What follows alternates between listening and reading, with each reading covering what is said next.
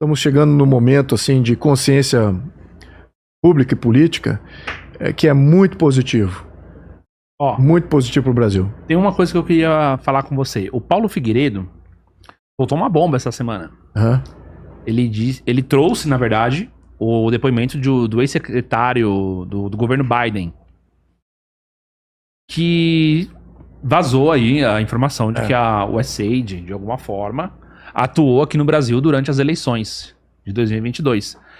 Atuou como? Não se sabe se foi financiando artistas, se foi através de organizações, jornalistas e tal, mas que rolou dinheiro. Sim, sim. Entendeu? O Mike Benz é que abriu todo esse... Isso. Você pode contar pra gente em detalhes o que realmente aconteceu?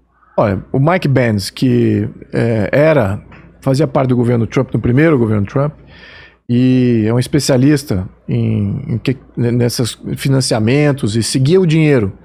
Então ele traçou todas essas conexões entre o Departamento de Estado norte-americano, ONGs, através de ONGs e outras agências não vinculadas diretamente, mas que recebiam recursos de agências do governo norte-americano, para financiar diretamente ações aqui no Brasil de desinformação, de censura, e você tem até do nosso lado a corroboração de agentes do Estado brasileiro dizendo sim, agimos assim, agimos assado, como é que fizeram a censura, como é que eles estão trabalhando, quantos perfis foram censurados.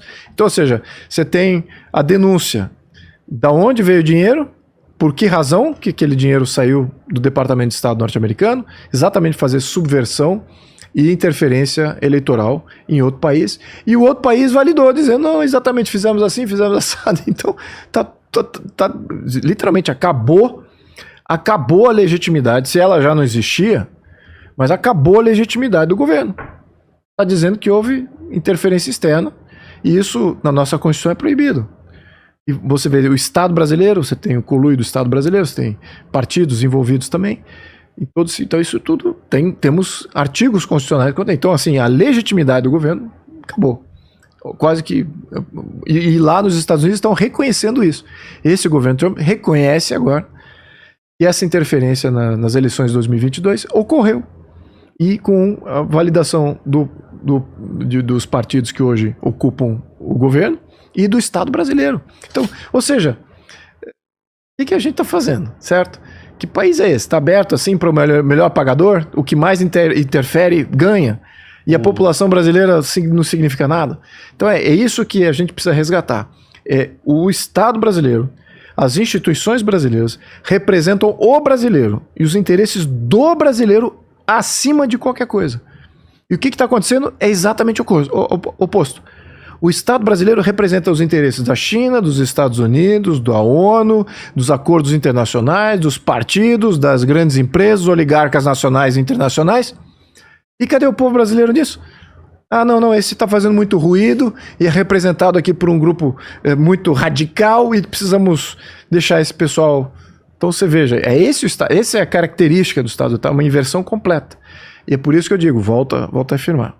Se a gente não tem esses aí que estão com as manivelas na mão, não reconhecendo isso, eles é que estão em erro também. Tá? Porque isso está patente na leitura de políticos e cientistas políticos no Brasil, assim como fora. E agora a mídia e vários eleitores independentes estão vendo isso também. Então é isso que a gente está... Esse é o momento do Brasil que a gente está passando. É um privilégio também estar passando por isso. Tá vendo tudo. A história está acontecendo, né? Está acontecendo. Eu, por exemplo, essa semana você vê esses embates de realidade e a verdade sendo desvelada e materializada de uma maneira tão presente na cabeça de todos e na ação de todo mundo. Sim. Como a oposição se levantou, tanto no Senado quanto na Câmara. Quando você vê isso é um grande privilégio para um político estar vivendo isso. Eu ia te perguntar uma coisa. Você sabe quanto de dinheiro tem envolvido nisso? A trilhões, não é nem bilhões. Nossa, trilhões? É. Mas peraí. Trilhões? Trilhão. Entrou aqui no país... Não, peraí, desculpa. Você está dizendo da USAID? De USAID, né? É. Sim, tem se eu não me engano, em um pouquinho menos de 100 bi de dólar, se eu não me engano. 100 bi de dólar. Mas eu acho que algumas cifras que eu vi é menos do que isso. Sim. Mas é até essa cifra, o que é muito. E tem como mapear essa atuação, por sim, exemplo? Sim, eles dizem exatamente para onde foi, quem recebeu, quem fez o quê.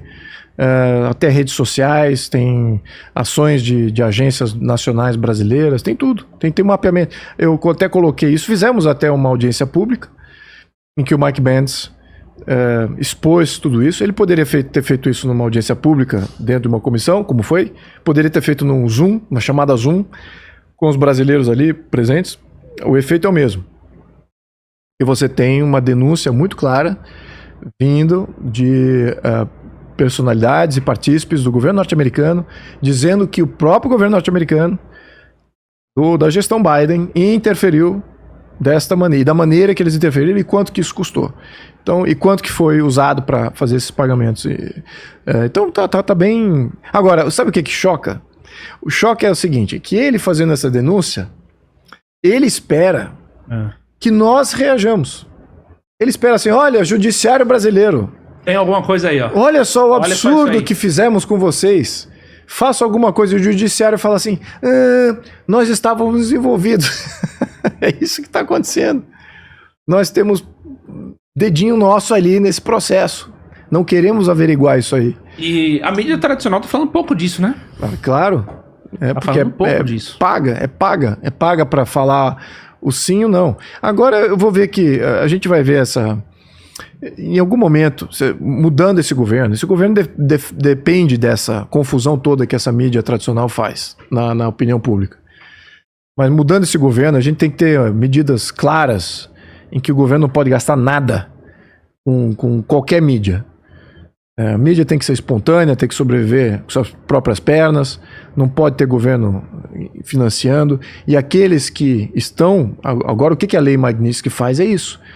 Porque muitos destes, aqui no Brasil, que são da mídia e fizeram desinformação para beneficiar exatamente aqueles que estão violando os direitos humanos e violando a liberdade de expressão, mídia censurando outros canais de comunicação, mídia censurando a livre e espontânea manifestação de opinião, esses também estão passíveis de ser sancionados pela lei Magnitsky e sofrerem, ao menos no contexto norte-americano, né?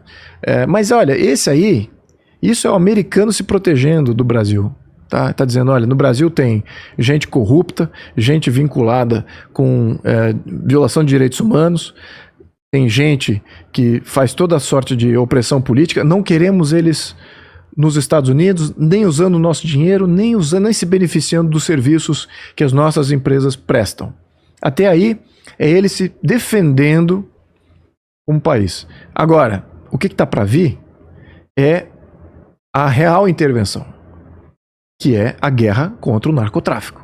Essa guerra contra o narcotráfico estava apagada durante o governo do Obama, deu uma murchada com o Bush, apagou com o Obama, depois com o primeiro governo Trump voltou um pouquinho em voga, mas não com menos agressividade. Do muro, né? Questão de imigração, exatamente, porque está havendo muita droga nociva contra a população através dessas fronteiras porosas.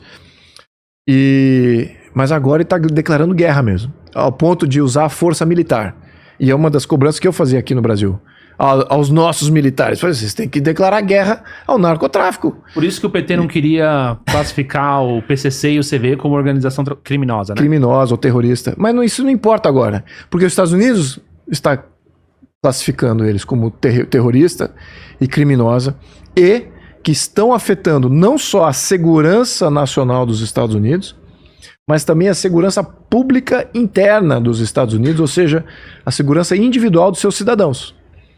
E eles já fizeram intervenção em operações aprovadas e não aprovadas para neutralizar cartéis e esses líderes de narcotráfico. Então é isso que a gente pode esperar. Aí sim, você pode até falar que pode ter ocorrido alguma intervenção, alguma violação de espaço aéreo ou até mesmo uma ação territorial. Mas o Brasil não tem controle, o Brasil não tem defesa nenhuma e esse governo não tem nenhum sistema de defesa. Nem isso ele vai conseguir proteger o Brasil dos Estados Unidos fazer o bem aqui, de perseguir narcotraficante aqui e que tem vínculos também com personalidades que estão na política, no judiciário, nas empresas. Então a gente aí tá agora talvez com essa guerra contra o narcotráfico, aí quem sabe você pode até falar, é uma violação da nossa soberania. Mas o que nós estamos fazendo para combater o narcotráfico? Né? O que nós estamos fazendo para os nossos sistemas de segurança? Nada, a gente está demovendo o policial de sua capacidade de fazer ação, tá tirando força dos policiais, tirando recurso, impedindo ele legalmente de agir. E enquanto isso, você tem um outro país declarando guerra nesses aqui que estão operando tudo isso. Então, assim, teve um a gente ainda tá para ver. Que ele tava... Ele pegou...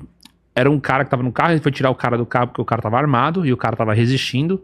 E ele, com a arma, assim, várias vezes apontando pro carro, só que ele não disparava.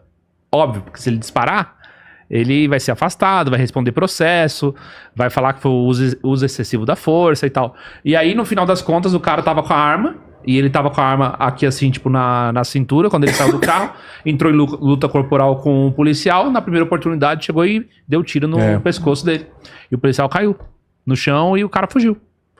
Então, como assim? Você tem um cara armado, ele resiste à abordagem, não se rende, você faz o uso progressivo e tudo mais, mas você não pode disparar. Porque se você disparar, quem é o errado é o policial. A gente neutralizou nossa força policial com as leis. Isso é uma infelicidade. É o ativismo judiciário, o ativismo político, o ativismo legal para cima das forças de segurança do Brasil. Tanto do ponto de vista de polícia militar, polícia civil, polícia federal, como também das forças armadas. As forças armadas são impedidas de agir. Elas só pode agir se houver algum país invadindo fronteira. Peraí, só assim? Qual é o país que vai invadir fronteira? Assim, é inacreditável. E nem assim. Mesmo invasões, ele não pode agir. Quem age é a Polícia Federal. Né? É que tá. Você tem uma série de emasculações das nossas forças de defesa. Sim. Que a gente está numa situação muito precária. Mas tudo isso, eu tenho esperança dessa mudança. A gente já está vendo a semente da mudança começar a brotar. Ela já existia, mas agora ela está brotando. Está brotando com as pessoas na rua, com esse ativismo local, com as pessoas fazendo buzinaço, vigílias, passeatas, grandes manifestações.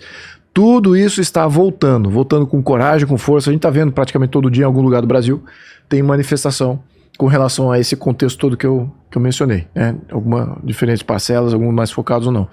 Mas tudo isso muda com a mudança desse governo. Com esse governo, a gente tem a garantia inexorável de destruição de sociedade, política, economia. Isso que é inexorável. Não tem como resgatar, fazer funcionar com esse governo e com as medidas que eles tomaram. Tá nítido isso.